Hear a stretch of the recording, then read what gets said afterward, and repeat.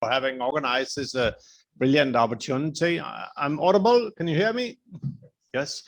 Of course, thrilled coming to this part of India. It's a very historic place. I've been here in this room a number of times. I can't recall when I was here last time.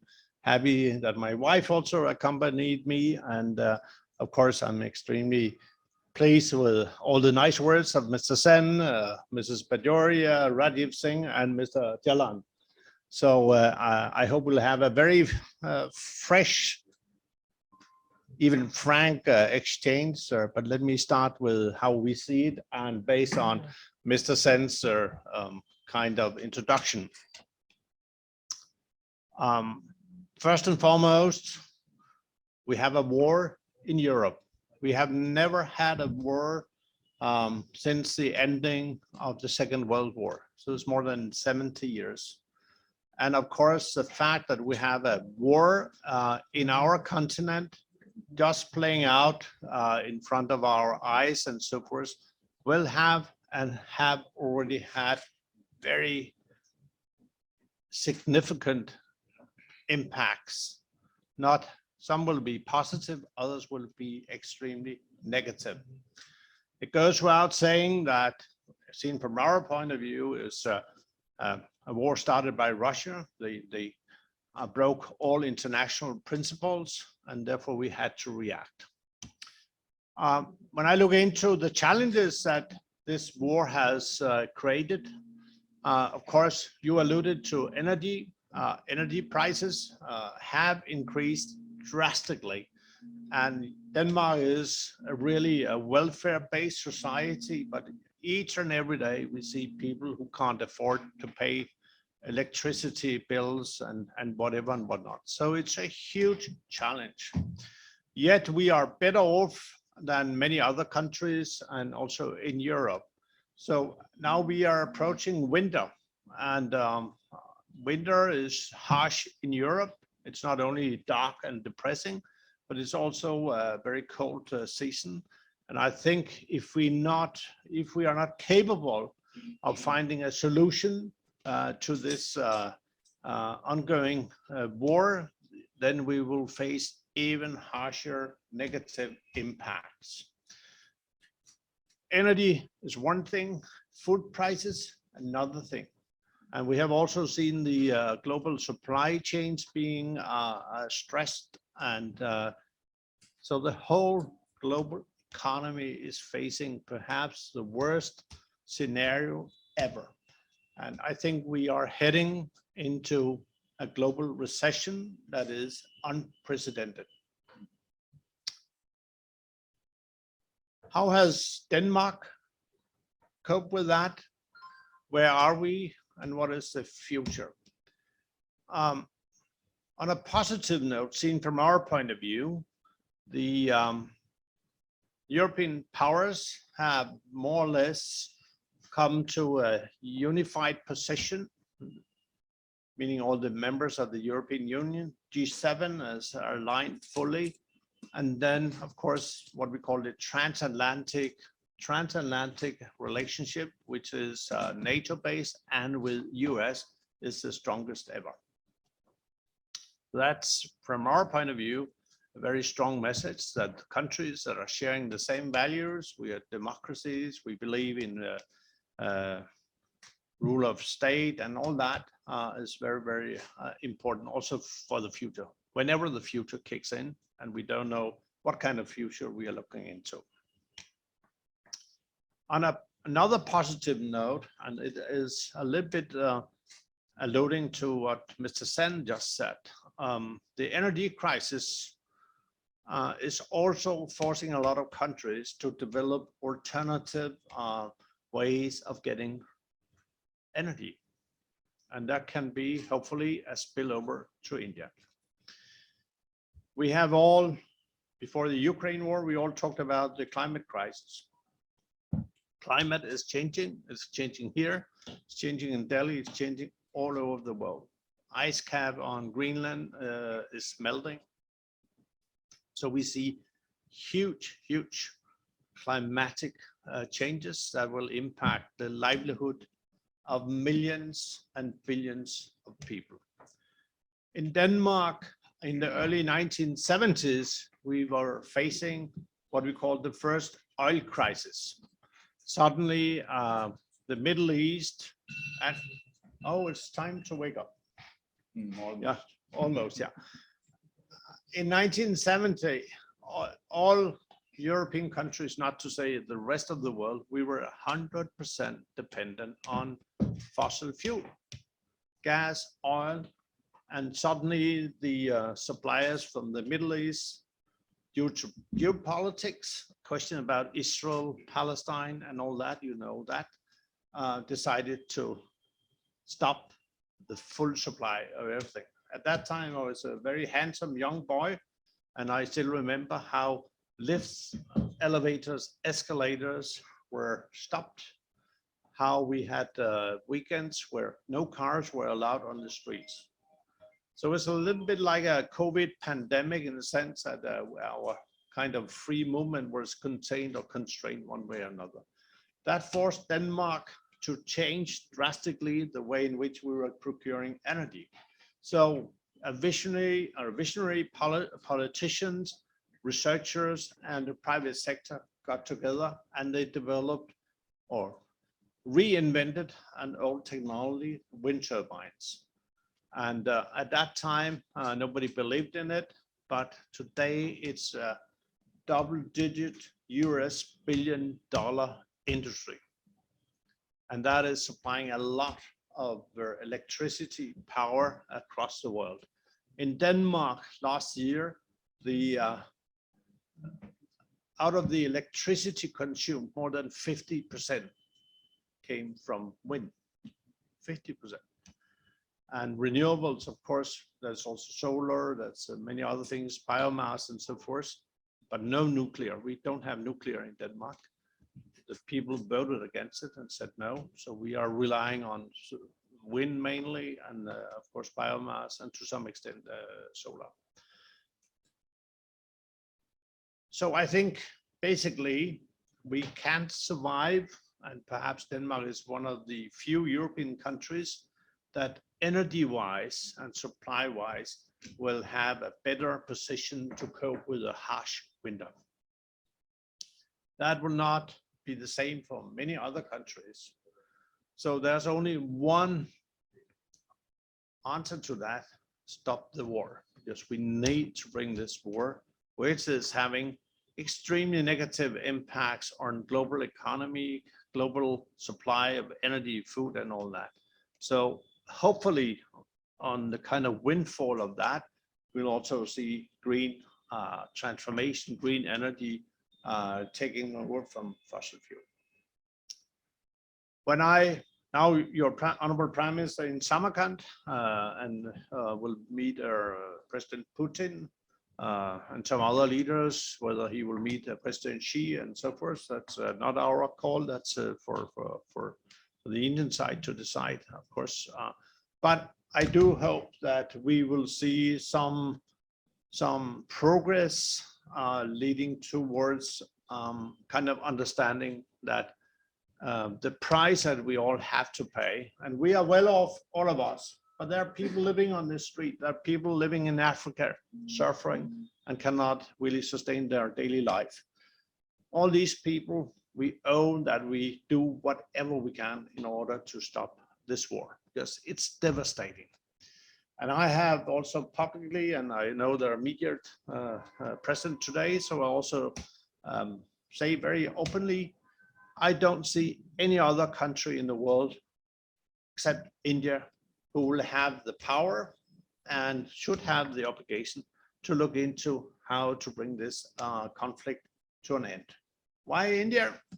India has good relations with both sides, so to say. India is emerging as a power. You have a global political leader, Mr. Modi. So, and you will also be having the G20 presidency, first time ever for India.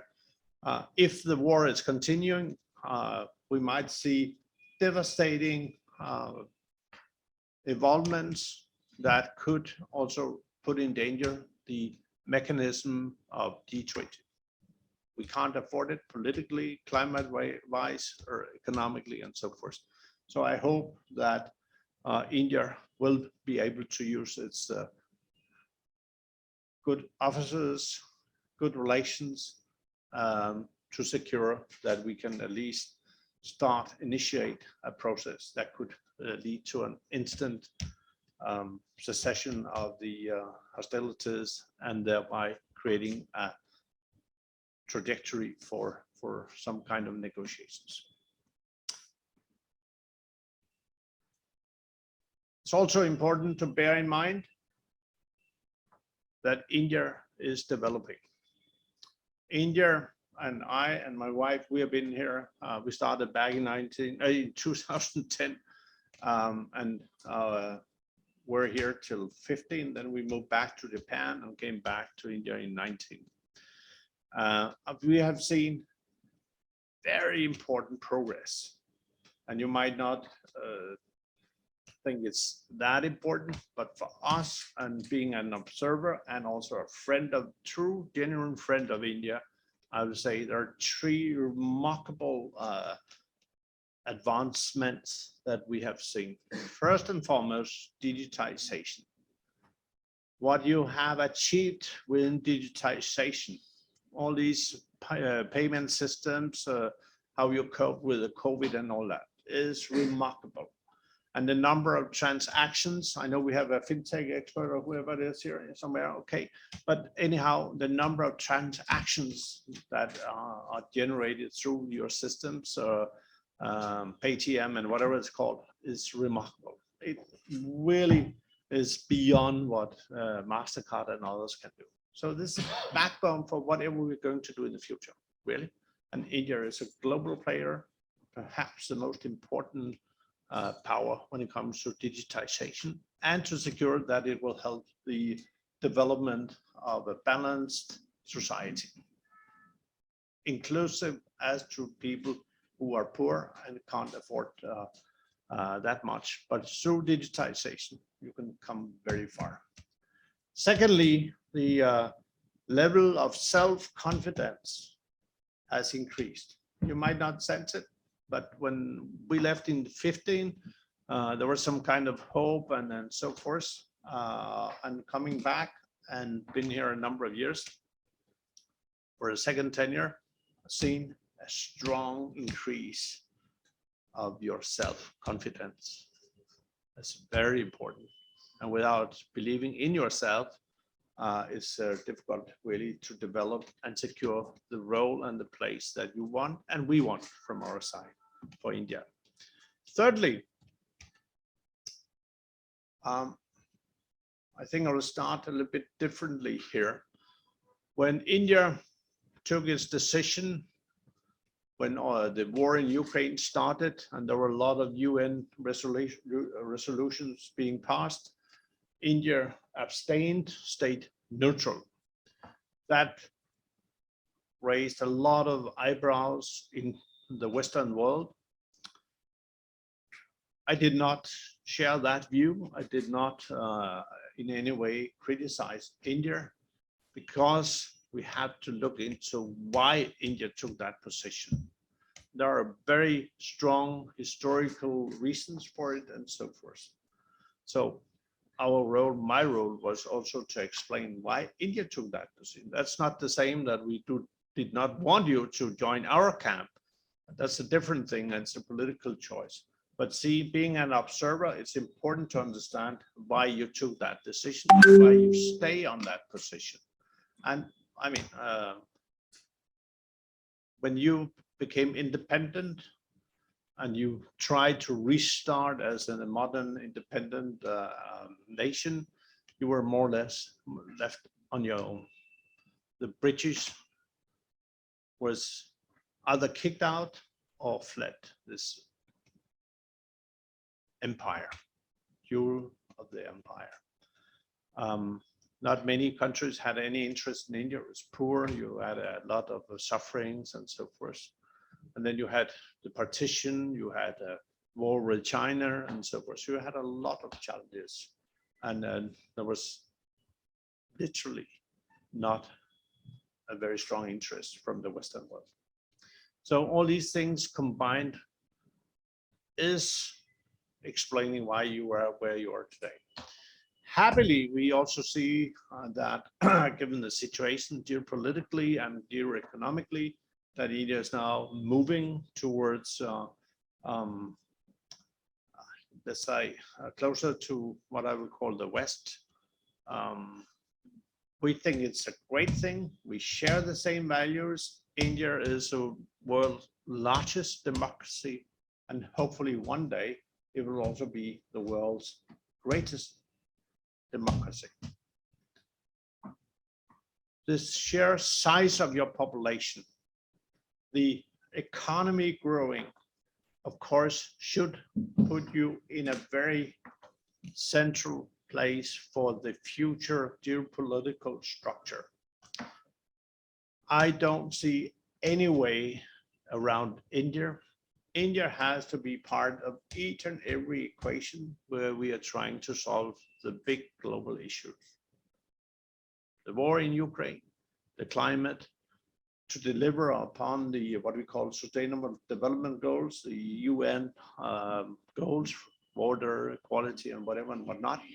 And then, of course, also to secure that Asia, being the world's hub and power center, that a country which has very, very, very strong democratic values, that this country is really getting stronger. I have seen it, I sense it, and my hopes are very, very strong as to the future role of India. We don't want an India that has to navigate. We want an India that is defining its own interests, but based on democratic values and so forth. So that's the third of these advancements. I call it the Indian way. You're very efficient and well-versed Foreign Minister, External Affairs Minister, Dr. Jai Shankar, launched a book a couple of years ago, called it, gave her a number of lectures and called it the Indian way. I think that's the strength of India, that India has defined its own interests in a complex geopolitical situation, and also taking into account the geographical complexity of India.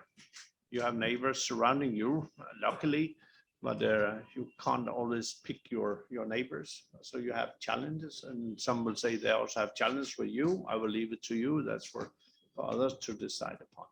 So basically, we want a strong India. And you have, luckily, at least two very important features. You have one of the youngest demographies of the world, whether 65 or 70% of the population, 1.45, 1.6, I don't know, billion people. You have a lot of people who are below the age of 35. So you have a huge opportunity here. Of course, you need to skill these people. You need to give them jobs. You need to create a platform so they can be part of the Indian economy, but also the global economy. Second, really important feature here is your innovation, your ability to innovate, your ability to unleash your capabilities, capacities at large. COVID, we were here, first wave and second wave was devastating.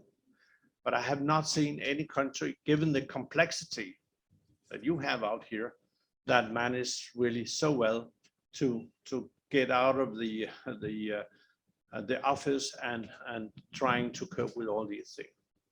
When you look into how many jabs you have been giving out here, your vaccine diplomacy, there were a little bit of ups and downs, but leave that aside. your ability to develop things from lab to market in 100 days, kits, the Tata kit, many other things. This shows that India has a unique innovation force. The number of unicorns being generated out of India is unbelievable. So you will also be the answer to all the questions that the whole world is seeking solutions to. So these two things, very important. A few words about Denmark and India. We decided that we should play a little bit with the words. So we said, okay, we don't want a traditional strategic partnership you have with Japan, you have France and all that. But we wanted really to connect with real India and not just the government officers. So we developed a green strategic partnership. And what is that? Your prime minister had said early on, India has a scale. Oh, it's coming closer. India has a scale, I mean, population-wise and in many other ways. I've tried to explain some of them.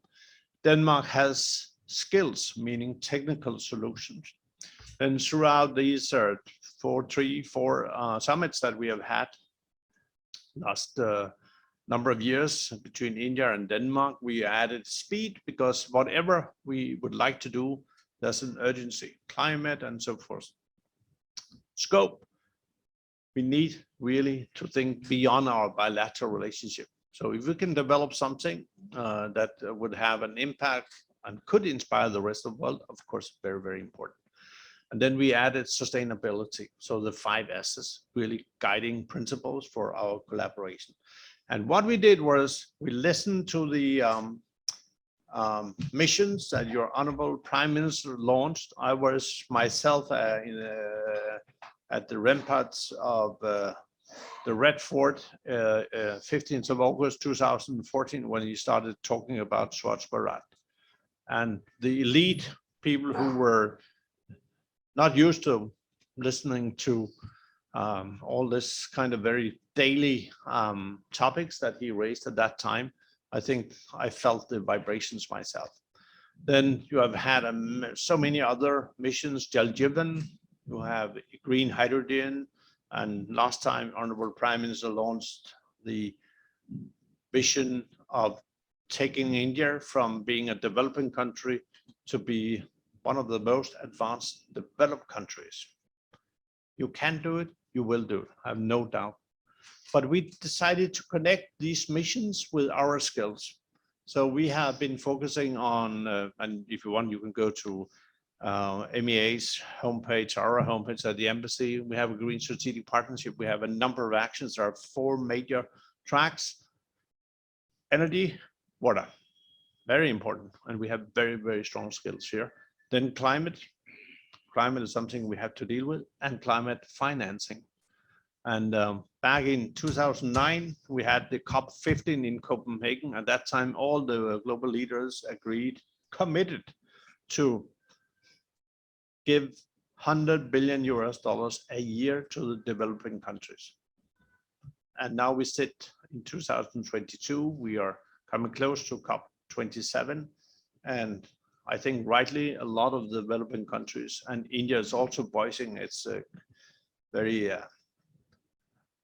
high degree of criticism because we did not deliver. And it's sad. Denmark, however, we have delivered, and we have also explained how we have delivered. So that was how we developed this green strategic partnership, and it's really, really important. There are many ways where we can cooperate with India and Indian companies. We would like to bring all our companies. We have around 200 Danish companies operating across India. Many of them have been here for many, many years. They're into all kinds of businesses, cement, pharmaceuticals, of course, dairy, and so forth, shipping, and all that. We are not here to tell you what to do. We are not teaching nor preaching. We are here to offer whatever we have on our side, and then it's up to those on the Indian side, being the private sector or the public sector to decide to what extent they will be inspired by our solution. And I think it's the right approach. As an example, we are not telling you to stop the use of coal.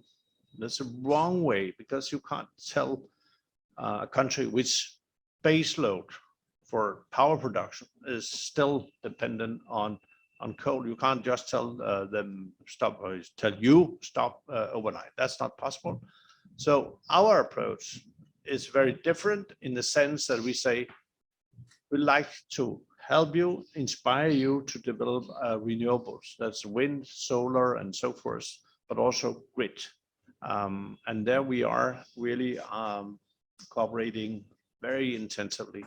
The Honorable Prime Minister has repeatedly requested for centers of excellence to be established, and we are in full speed trying to establish a center for dairy production.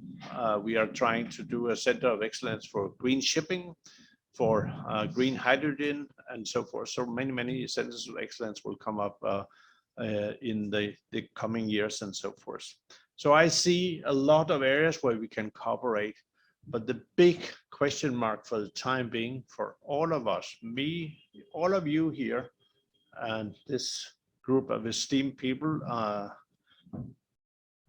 the biggest challenge is the war in Ukraine, because that is having a hugely negative impact on the global developments economically and so forth. So hopefully, as I said earlier on, hopefully India can use its good forces to at least try to sound out, is there any way in which we can stop this war? We need to sit, I mean, the parties will have to sit on both sides. But make no mistake, we are on the Danish side, we are condemning the war. We see it as a violent breach of all international principles. So we are very clear about that. But it's not the same that we will just sit back and see the war evolving and so forth. We also like to see a stop to it. And if we can't bring this war to an end, I'm sure we all will have to face what will be the aftermath. Can you develop international universal principles? And that's really important. That's the backbone. And I have not been part of any discussion out in India, or having our Prime Minister over here, your Prime Minister to Denmark, without the mentioning of rule of law, international principles, and all that. So I think we share the view. We are fully in agreement about these things. Now we need to stop the war, no doubt about that. But let's hope, and there's always a hope, can't be too negative. And the big hope for all of us is India. So ladies and gentlemen, I think you have a huge opportunity. Don't waste it. I know it's very complex. Kolkata is very different from Delhi, and you jump to Mumbai, it's very different. You go to the north, you go to the south, very different, and a complexity which is perhaps second to none. It's perhaps a weakness, but it's certainly also, and I believe in that, a great strength, because you have this variety in minds and cultures and so forth, and you should be able really to take a lead. You're a small global world in yourself. So if you can do it, you will help the rest of the world. So I'm almost begging you, get ready, start the work, jump into the future. You will define the future for all of us. Dhanyavad. Thank you very much.